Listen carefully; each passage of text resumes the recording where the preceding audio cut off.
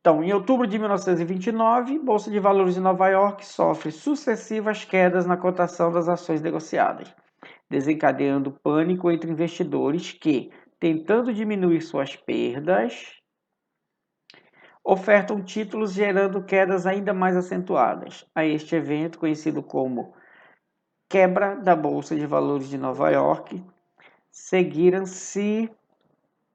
Olha o Brad! Seguiram-se, cadê? Roubaram fenômenos semelhantes em outros países e uma recessão econômica de repercussão mundial. Então vamos lá. Mas tem alguma coisa errada aqui que não está certa. Deixa eu ver onde foi que eu errei. Está faltando uma questão ou uma questão está amontoada na outra aqui. Ah, não. É aqui. É que na verdade aqui não é A, B, C. Aqui é 1, 2, 3, tá, gente? Aqui foi problema na hora de digitar. Acho que na hora que eu coloquei o marcador aqui, alterou o marcador aqui em cima. Então, 1, 2 e 3, o ABC. A crise que se sucedeu marcou o fim do liberalismo clássico nos assuntos econômicos. Isso é verdade. Governos dos Estados Unidos da América e de outros países passaram a intervir ostensivamente no funcionamento de suas economias. Aqui é verdade. Aqui foi meio que brasileiro, né? Que o brasileiro espera o bagulho estourar para depois ele ver, ah, não, se fizer assim resolve, sendo que podia resolver antes, né? Então, a crise aí foi mais ou menos isso. Depois que quebrou, Estados Unidos, alguns países europeus viram que era necessário o Estado sempre intervir. E eles vão aprender um pouco lá com o pessoal do autoritarismo, lá os nazifascistas. A diferença é que lá eles intervêm demais, né? Eles controlam demais. Mas não deixa de ser copiado de forma mais branda por outros. Então vamos lá. Esta crise desencadeou o neoliberalismo com privatizações do setor estatal, desregulamentação do sistema financeiro e das remessas internacionais. Não, principalmente essa questão de privatização do setor estatal. Em alguns lugares eles mantiveram do jeito que estava, o que era do governo ficou do governo, o que era do privado ficou no privado, e não interferiram muito nisso daí não. E essa questão de remessas, né, desregulamentação do sistema financeiro e das remessas internacionais, isso é ao contrário, eles começam a regular. Isso daqui é que falta para a gente, tá? Essa regulamentação das remessas internacionais de capital. Por que que falta para a gente? Nós temos muitas empresas multinacionais, então nós temos muitas empresas que são alemãs, norte-americanas, italianas, né? A Ford, a Volkswagen, a Fiat. E eu não sei como é que funciona hoje esse sistema de remessa de divisas. Se essas empresas têm algum limite que elas podem mandar. Eu sei que se não tiver essa regulamentação, a maioria do dinheiro ganho por essas empresas dentro do país vai para outro. Entendeu? Então, isso aqui os Estados Unidos faz, ele controla mesmo. Tua empresa é francesa, está dentro dos Estados Unidos, mas você não pode mandar todo o teu lucro para a França, não. Parte do teu lucro tem que ficar aqui nos bancos norte-americanos. Senão, o imposto e o lucro gerado dentro de um país vai movimentar o setor econômico de outro. Né? Aí não é viável, certo?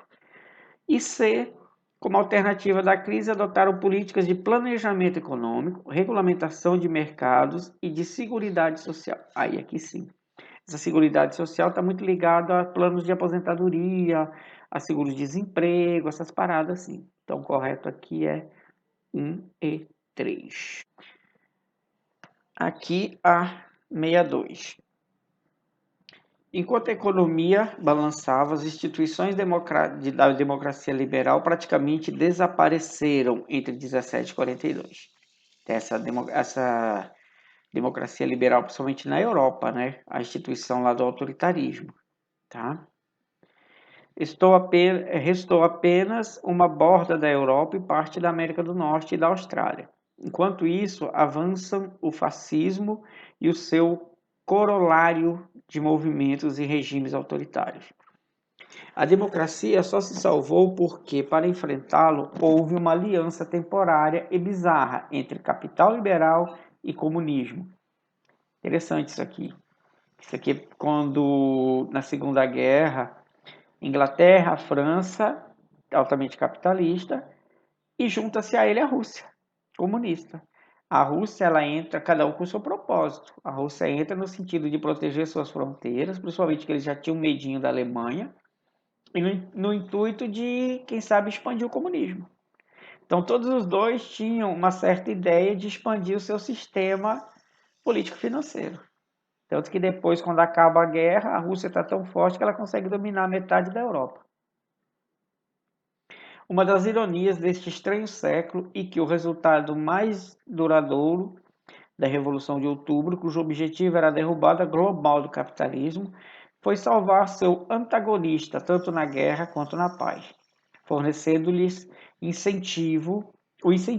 o medo para reformas após a Segunda Guerra Mundial. Eric Hobsbawm, Era dos Extremos.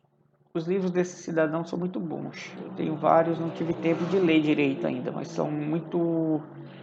Por ele ser uma pessoa que viveu essa época, ele escreve muito da realidade que ele viu. Então vamos lá. Segundo o texto, a economia balançava e as instituições da democracia liberal praticamente desapareceram devido à crise financeira que culminou com a queda da Bolsa de Valores de Nova York e a ascensão dos projetos totalitários de direita. Sempre que aparece isso aqui, eu gosto de frisar, porque é muito comum, quando está nessas disputas ideológicas, no Brasil está acontecendo muito isso, todo mundo culpa todo mundo. Então, um monte de gente diz aí, esses movimentos fascistas e nazistas eram de esquerda. Não eram, tá, gente? Esses projetos, eles eram projetos de extrema direita. Tanto o fascismo quanto o nazismo, eles expulsaram os partidos comunistas de seus países, tá? Então não tinha uma relação entre nazifascismo e comunismo. A única coisa que os igualava era a maneira de governar de forma autoritária. Então havia na Rússia, na União Soviética, um autoritarismo comunista de esquerda, e havia na parte da Europa Ocidental um autoritarismo nazifascista de extrema direita. Tá? Então a única coisa que deixavam eles parecidos era a forma de governar autoritária. Mas o nazifascismo de direita, com ideias ligadas a capitalismo e essa regulamentação, enquanto o lado comunista era lá tudo estatal, tudo é do governo, as empresas são estatais, aquela coisa toda que nós conhecemos do social-comunismo. Aí aqui se desconsidera avanço do socialismo no continente africano após a chegada do nazista no poder. Isso não tem nada a ver, porque o nazismo não era socialista, ele era capitalista. A seção financeira dos Estados Unidos e Guerra Fria entre Ocidente capitalista e Oriente socialista. Então, isso não tem a ver com esse contexto aqui, que esse contexto nós estamos falando entre 47 e 42, tá? Tem que prestar atenção nisso aqui, tá, gente? Data. Porque isso aqui poderia ser até verdade, se fosse no contexto 45 e 46. Mas como nós estamos falando de um contexto de 42, ainda não é Guerra Fria. 42 é a entrada dos Estados Unidos na Segunda Guerra, é o ataque japonês a Pearl Harbor.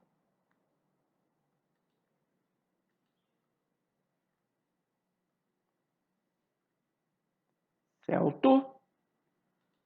Vamos lá. Segue. E por fim das democracias liberais no Ocidente e o surgimento de estados islâmicos no Oriente Médio e Sul Asiático. Também não. Isso aqui não dá nada, esses contextos aí não engloba muito essa questão do Oriente Médio. Só ali a parte da Europa Oriental, região dos Balcãs, aquela parada ali. Então aqui é a letra A. 63. A história dos 20 anos após 1973 é a de um mundo que perdeu suas referências e resvalou para a instabilidade e a crise.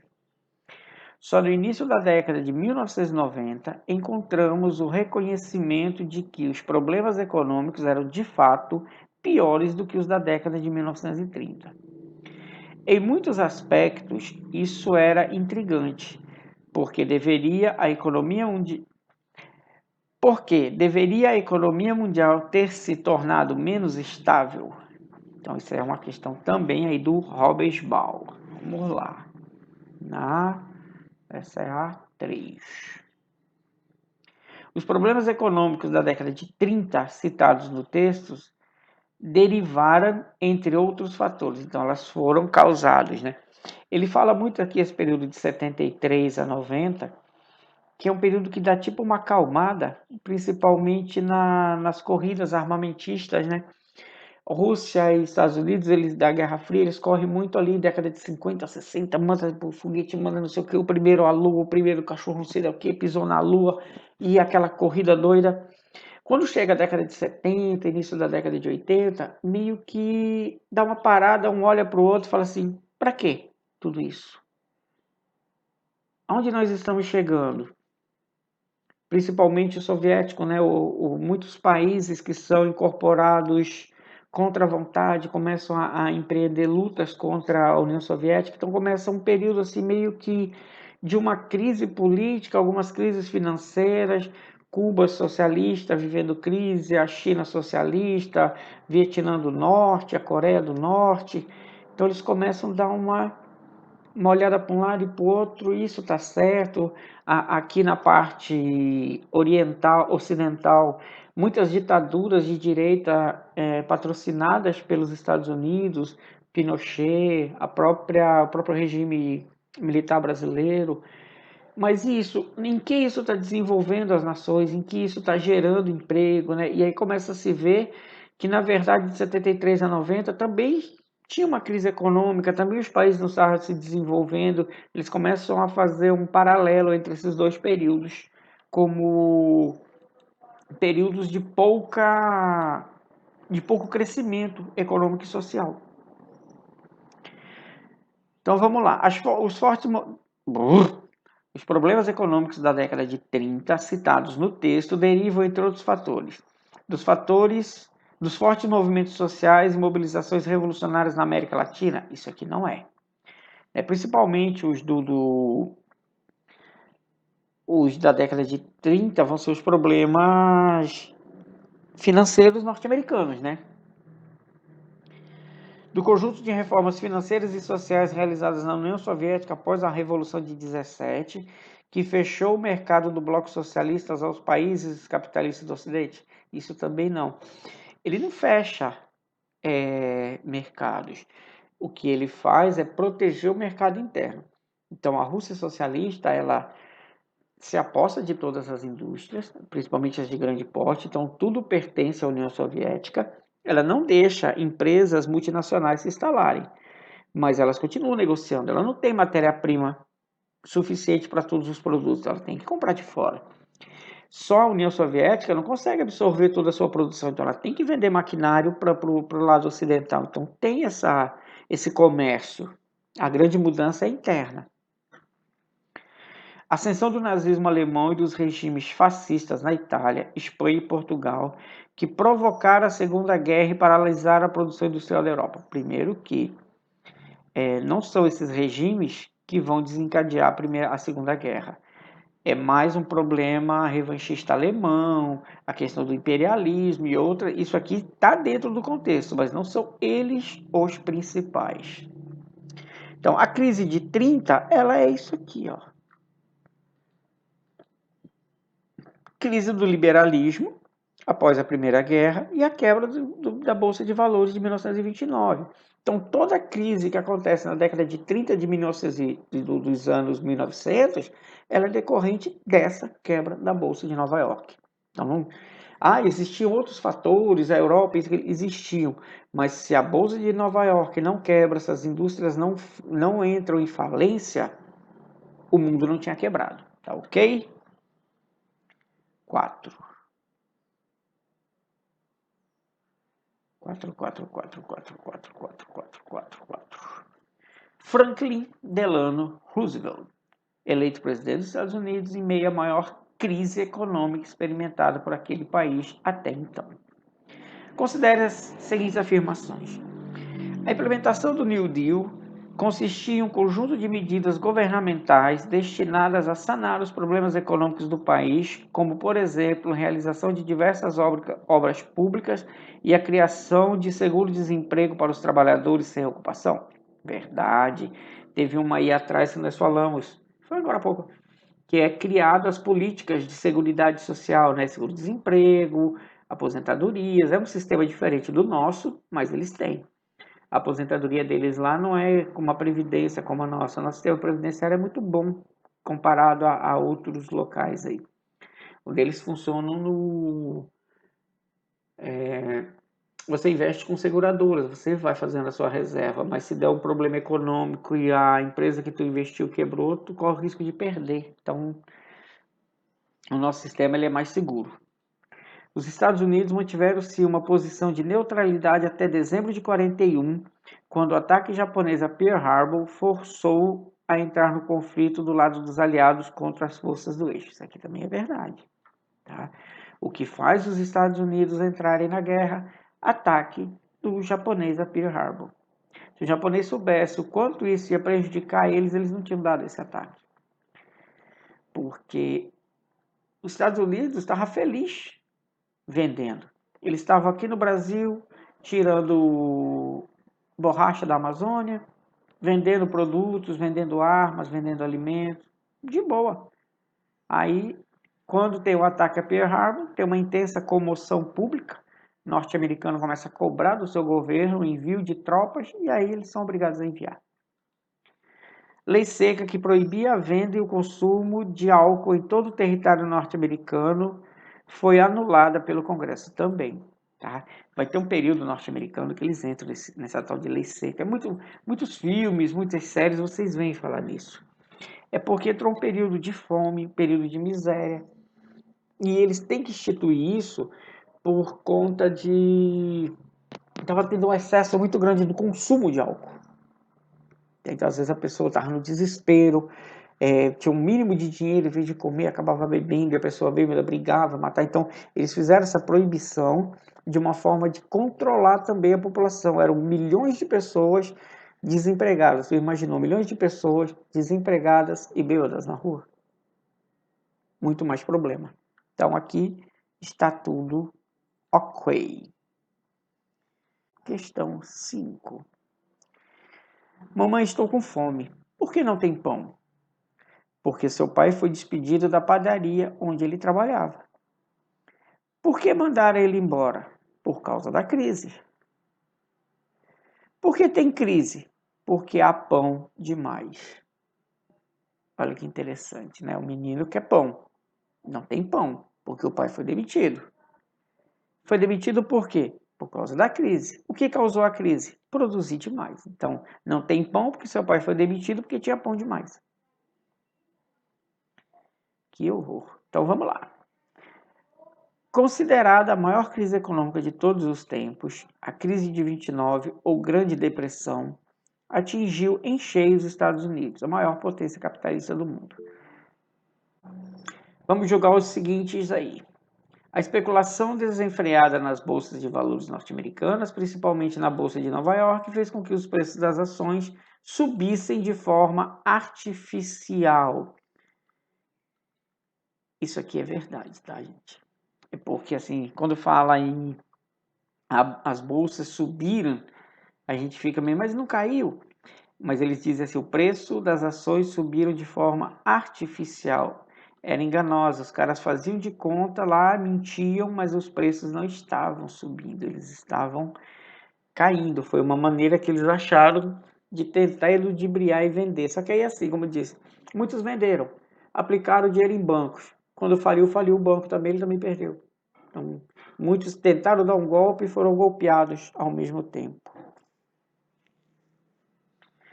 2. A recuperação econômica europeia A recuperação da economia europeia dos abalos da Primeira Guerra provocou a substituição da importação dos produtos norte-americanos por uma produção nacional. Também é verdade.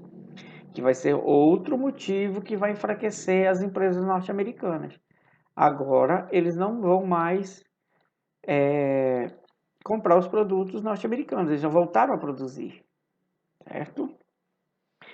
A intervenção dos governos republicanos na economia, privilegiando a indústria do automóvel em detrimento da agricultura, provocou a crise. Não teve essa história. Todos os dois entraram em crise, tanto a indústria quanto a agricultura. Então, houve uma crise agrícola também. Então, aqui é...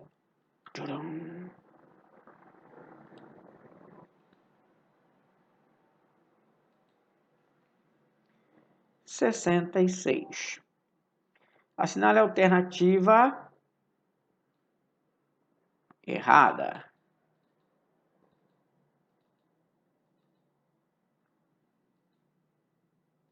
Então, eu não quero o que é certo, eu quero o que é errado. Esse bagulho não quer marcar. Agora. Da crise de 29, da Grande Depressão e dos desdobramentos internacionais. Tá? Então, vamos lá para a errada. Com o New Deal, o Estado interveio na economia. Verdade. Promoveu o equilíbrio entre produção e consumo. Verdade. Não foi uma coisa assim, mas deu uma equilibrada. As medidas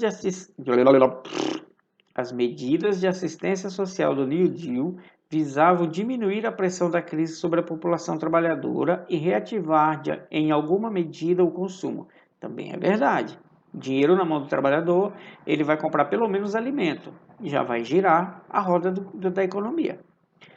Crise de 29 e Grande Depressão causaram indisponibilidade do crédito no mercado internacional. Verdade. Contribuindo para impedir no Brasil a adoção de uma nova política de valorização do café. Também é verdade. O que acontece aqui é a desvalorização do café. Então, há uma quebra muito grande aí.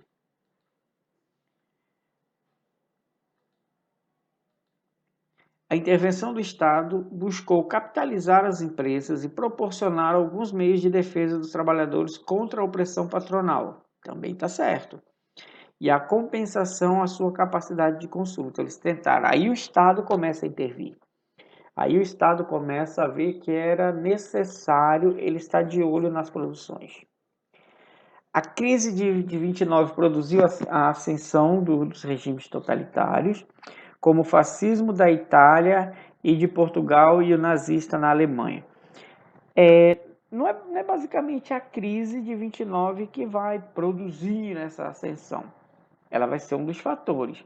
Mas esses regimes de lá, eles estão de olho em todo o sistema do liberalismo, tá? Então não é só isso que vai fazer com que eles passem a intervir, com que eles passem a querer dominar e a querer ser autoritários lá em cima. Então, a crise de 29 pode ser um dos fatores, mas ela não foi ela sozinha que produziu essa ascensão. Esses caras eles vão chegar ao poder com manobras políticas, com golpes de Estado e outras coisinhas mais, tá ok? 67. Durante a Primeira Guerra, os Estados Unidos deixaram de ser o primeiro país devedor do mundo para se transformarem-se no principal credor. Um credor precisa importar um valor maior do que exporta, para que seus devedores tenham como pagar. De outra forma, o credor será forçado a cancelar as dívidas ou fazer novos empréstimos para que os velhos débitos sejam saldados. Percebe-se que, pelo texto acima, que a ordem econômica internacional modificou-se após a Primeira Guerra Mundial. Os Estados Unidos experimentaram então uma fase de grande crescimento econômico.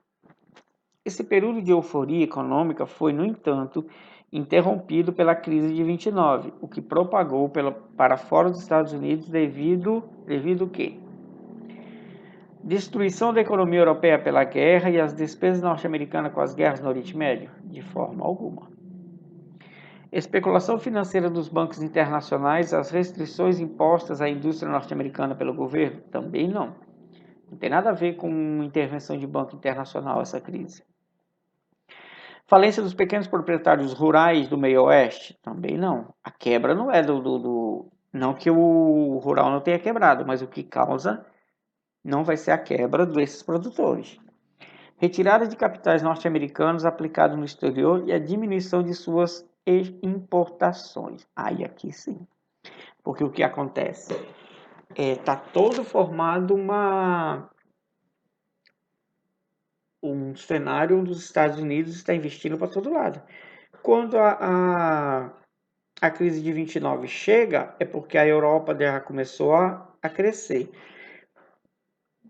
Quando a Europa começa a crescer, os Estados Unidos têm que parar de investir lá, porque eles já estão investindo, não tem mais por que os Estados Unidos investir lá. E vai diminuir a importação, eles vão parar de comprar dos norte-americanos. É aí que vai surgir a quebra das empresas norte-americanas. 68.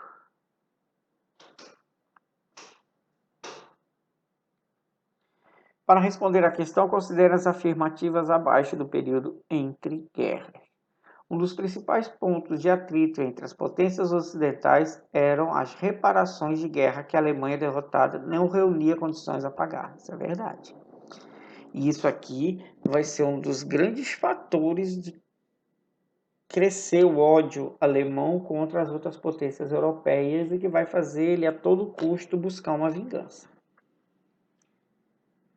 Vai buscar um meio de colocar de volta o poder da Alemanha dentro da Europa. Eles já tinham sido um grande império.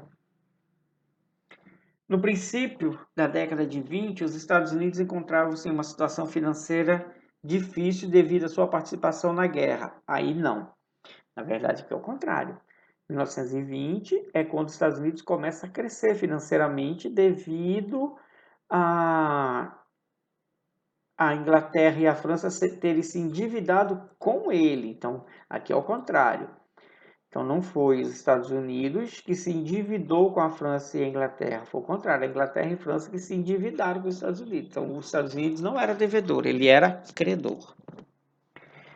Ao longo dos anos 20, os Estados ocidentais firmaram novos pactos de não agressão e de limitação da corrida armamentista nas conferências de Washington e Locarno, bem como o pacto de Brandon-Kellogg. Isso aqui é real. Pouco falado, tá?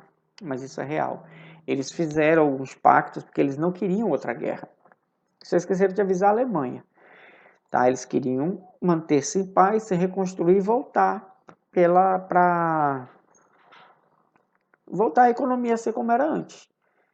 Porque se não tivesse ocorrido a Segunda Guerra, os Estados Unidos não teriam se reerguido e estados como Inglaterra teria voltado ao topo da economia mundial. Os Estados Unidos hoje não seria a potência que ele é, porque ele estaria quebrado, né? Ele quebrou em 29, certo?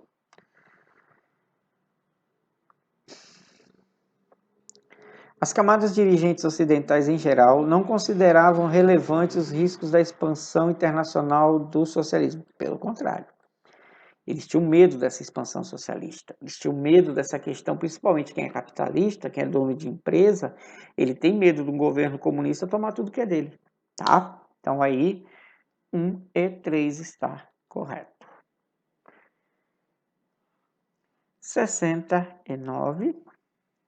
Após a Primeira Guerra, na sequência de um período em que os Estados Unidos conheceram sua fase de maior prosperidade nos negócios, desencadeou-se a Grande Depressão, também chamada de crise de 29. Vários foram os fatores que abalaram os alicerces frágeis da economia, dentre os quais é correto destacar a crise de superprodução agrícola que provocou fome nos Estados Unidos? Não. Aumento do consumo, visto que a indústria cresceu e provocou aumento do poder aquisitivo? Então, aqui os fatores que abalaram os alicerces. Então, enquanto estava produzindo e o pessoal estava tendo o poder aquisitivo, lógico que não vai estar abalado. Igualdade social provocada pelo aumento do poder aquisitivo predominante entre os menos favorecidos da sociedade norte-americana. Não tem essa igualdade social. O capitalismo ele não é igualitário. Desarticulação da economia norte-americana com os países produtores de matérias-primas. Também não. Ele não tem essa crise dos Estados Unidos com quem produz matéria-prima. Nós, pobres que vendemos para eles, não queremos briga, continuamos vendendo. Os investimentos desenfreados em ações de empresas que possuíam mais cotação no mercado financeiro do que real crescimento de capital. Então, aqui é o que vai causar isso daí. Eu tenho uma empresa, eu coloco mais ações do que o que realmente eu posso vender. Eu vendo até o que eu não tenho. Então, essa especulação financeira que vai causar essa quebra toda. E por último, mas não menos importante, texto 1. A Europa entrou em estado de exceção, personificado por obscuras forças econômicas sem rosto ou localização física conhecida que não prestam contas a ninguém e se espalham pelo globo por meio de milhões de transações diárias no ciberespaço. Texto 2. Estamos imersos numa crise financeira como nunca tínhamos visto desde a Grande Depressão de 1929 nos Estados Unidos. A comparação entre os significados da atual crise econômica e do crash de 29 oculta a diferença entre essas duas crises, pois aqui ele está falando da crise imobiliária, tá, gente? A crise imobiliária que assolou os Estados Unidos aí em 2006, 2007, teve seu auge em 2008. Por aí assim. O crash da Bolsa de 29 adveio do envolvimento dos Estados Unidos na Primeira Guerra, e a atual crise é resultado de gastos militares desses países em guerras do Afeganistão? Não. Tá? Então, isso aqui não tem nada a ver, principalmente isso aqui. O crash de 29 tem nada a ver com os gastos feitos na guerra. B. A crise de 29 ocorreu devido a um quadro de superprodução industrial. Verdade. E a atual crise resultou na especulação financeira e a expansão desmedida do crédito bancário. Também é verdade. O que aconteceu? Nós vimos uma questão bem aqui, quer ver? Aqui. Então, olha só. Está tendo as liquidez. O que acontece? Concessão de crédito com menor rigor. Então, houve muitos empréstimos e muitas vezes o dinheiro acabou não sendo investido no mercado financeiro, ou muitas vezes se especulou, construiu prédios e não se entregou. Então, N fatores aí, mas o que causa essa crise é isso, essa especulação, esse excesso de crédito bancário. Soltou-se muito dinheiro e acabou não se tendo retorno depois. Aí teve o problema na imobiliário, para-se as construções e aí efeito dominó. Uma coisa vai quebrando a outra.